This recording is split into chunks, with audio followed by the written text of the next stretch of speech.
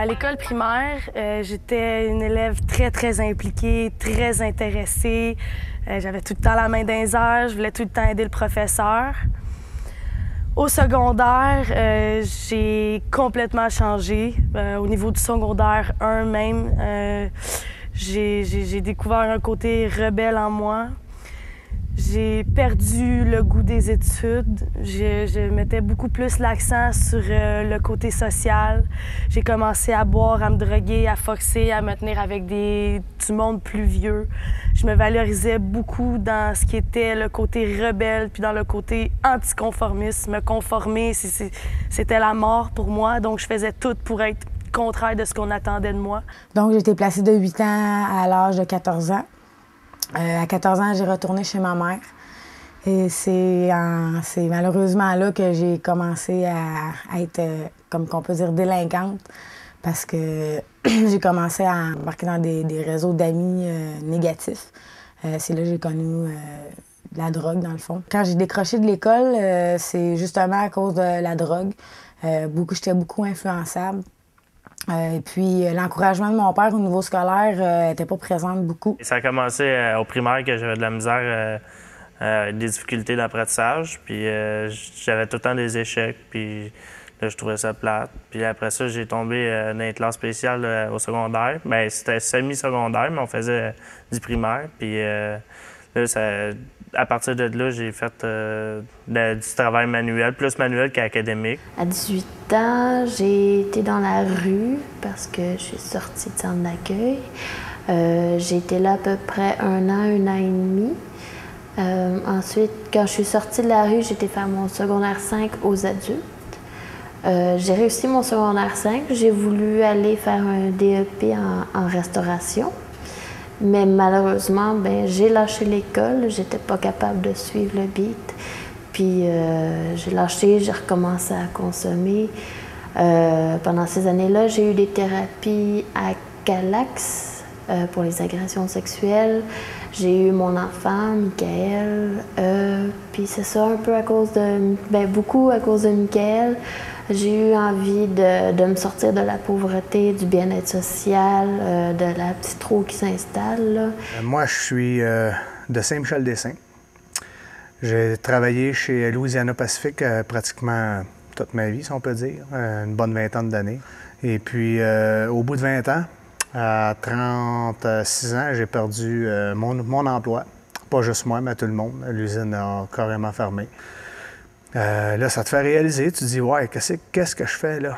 Tu sais, je peux pas continuer, je veux garder ma maison, je veux garder mes affaires, je veux garder mes acquis. Donc, ça me prend un salaire quand même décent là, à comparer à ce qu'on avait. La seule façon que j'avais de me retrouver un métier décent, autrement dit, pour avoir la même qualité de vie que ce que j'avais, c'était de retourner aux études, d'aller me chercher un métier.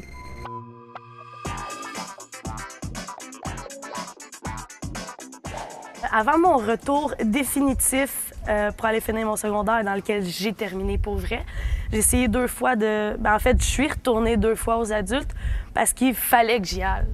Parce que tout le monde autour de moi me disait « Mon Dieu, ça n'a pas de sens, t'es bien trop intelligente pour pas être à l'école, ça n'a pas de sens. Quelqu'un qui réussit dans la vie, c'est quelqu'un qui a une carrière. » Fait que je me dis « OK, il m'a y aller, là, qui me lâche un peu, tu sais. » Ou peut-être parce que moi aussi, je me disais, c'est ce qu'il faut. J'en étais consciente que c'est ce qu'il fallait. En tout cas, c'est ce que je croyais. Mais je le voulais pas dans moi, puis j'étais encore dans la consommation. Donc, la première fois, je suis allée, ça a duré à peu près 1 mois. Puis la deuxième fois, peut-être 3-4 jours. Ces réinscriptions-là étaient motivées par le devoir de le faire, mais il n'y avait pas l'envie puis la conscience de pourquoi je devais le faire vraiment. Donc, ça n'a pas fonctionné. Quand je suis retournée la dernière fois, c'est parce que j'avais envie de le faire. On m'imposait l'école, il fallait que j'y aille, j'étais obligée, c'était pas un choix personnel. Mais du moment que j'ai choisi d'aller à l'école, que j'avais mes motivations à moi, oui, c'est ça, j'ai été bonne à l'école, j'ai réussi. La première journée, j'y croyais pas du tout. J'ai dit, moi, à l'école, ça se peut pas. Je suis pas capable. Tu sais, la vieille cassette qui joue dans ta tête. Mais je me suis accrochée. J'ai pensé à mon fils. Puis je me suis dit, un jour, mon garçon va avoir besoin de plus que de la nourriture. Il va aller à l'école, ça va prendre une maman qui a de l'argent. Fait que la première journée a passé, après ça, la première semaine, après ça, le premier mois. Puis après ça, j'ai commencé à y croire. Je coulais jamais un examen. J'en ai coulé peut-être 2 examens. Fait que, j'ai fini par y croire au bout de 6-7 mois, là. J'ai rentré chez Canadian Tire. C'est à partir de ce moment-là que j'ai décidé de continuer à travailler puis de faire des sous. J'aimais mieux faire des sous que rester à l'école. Je trouvais que le salaire était bon parce que j'étais jeune puis j'étais chez mes parents puis c'était le fun. Je pouvais sortir les fins de semaine, mais à long terme, je trouvais que c'était pas assez. Je trouvais que ça n'avait pas d'allure, que je travaillais à des petits salaires puis ça valait pas la peine. Puis là, à partir de là, j'ai quitté l'emploi. J'ai fait un été vagabond, puis après ça, j'ai décidé de faire des démarches pour soit retourner à l'école ou refaire un autre stage en entreprise. J'ai voulu m'aider parce que ma mère m'a mis dans la rue à 19 ans.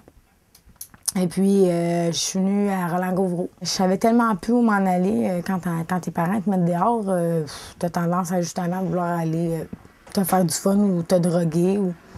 Sauf qu'il y a une personne plus vieille que moi, je te dirais dans la vingtaine avancée. On m'a parlé de l'auberge du cœur, qui s'appelle Roland-Gauvreau à Joliette. Et j'ai expliqué ma situation et je pense que j'étais un cas assez valable pour qu'il m'offre une chambre. Donc, j'ai resté ici 3 mois. C'est mes efforts, les efforts des intervenants qui m'ont permis de retourner à l'école parce que sans eux, je pense que je serais peut-être pas rendue ce que je suis rendue aujourd'hui. J'ai travaillé les 3 mois les plus forts de ma vie, je pense que c'est ici. À un moment donné, j'ai tombé à Emploi Québec. J'ai eu la brillante idée d'appeler et de prendre rendez-vous avec la madame. C'est une conseillère. Fait que je suis allé la rencontrer. On a discuté. Elle m'a dit qu'il y avait des services justement qui s'offraient pour retourner aux études. Là, ça a allumé une bonne étincelle.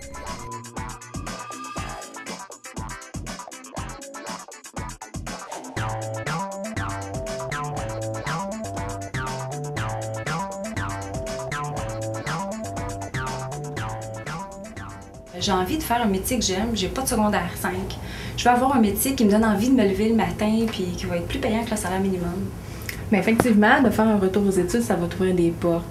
Mais la première étape, c'est de fixer ton objectif professionnel. Puis la meilleure façon de faire un choix éclairé, c'est de faire une démarche d'orientation au préalable.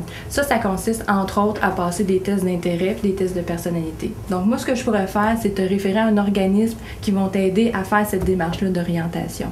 Mais là, comme je t'ai dit au départ, moi, j'ai pas secondaire 5. Je pense que quand j'ai lâché l'école, mon 3 était pas fini. Je sais même pas si je peux rentrer en formation professionnelle. Bien, il n'y a pas de problème. Nous, ce qu'on va faire, c'est que tout dépendamment de ta formation, on va aller vérifier les préalables exigés pour cette formation-là. Puis, finalement, on pourrait te faire de la formation secondaire générale, puis ensuite ta formation professionnelle. Bien, une fois que je vais avoir mon métier, est-ce que vous allez m'aider à me trouver un travail? Bien, c'est sûr que nous autres, on t'aide du début à la fin qui veut dire le retour en emploi. Donc, ce qu'on va faire à ce moment-là, on a aussi des organismes qui sont spécialisés en aide en recherche d'emploi, puis on va te référer à un de ces organismes-là pour s'assurer que tu sois bien outillé pour commencer ta recherche d'emploi. Fait qu'on commence par quoi? On va commencer par la démarche d'orientation. Tu vas aller faire toutes tes rencontres. Une fois que c'est terminé, tu me rappelles pour la suite. Bien, parfait. Merci beaucoup. Bienvenue. Bonne journée. Merci. Ce que tu viens de voir, c'est une simulation d'entrevue avec une agente d'aide à l'emploi Emploi Québec. Tout dépendamment de l'évaluation de tes besoins, nous disposons de plusieurs outils te permettant d'intégrer le marché du travail. Dans l'exemple qu'on vient de voir, il est question ici d'orientation et de formation. Ce sont justement des outils dont nous disposons. Il faut comprendre que c'est une démarche qui peut s'échelonner sur plusieurs rencontres. Donc finalement, c'est l'évaluation qui sera faite en entrevue qui nous permettra de bien cibler les moyens qui seront utilisés pour t'offrir le meilleur soutien possible. Donc n'hésite pas, viens nous voir.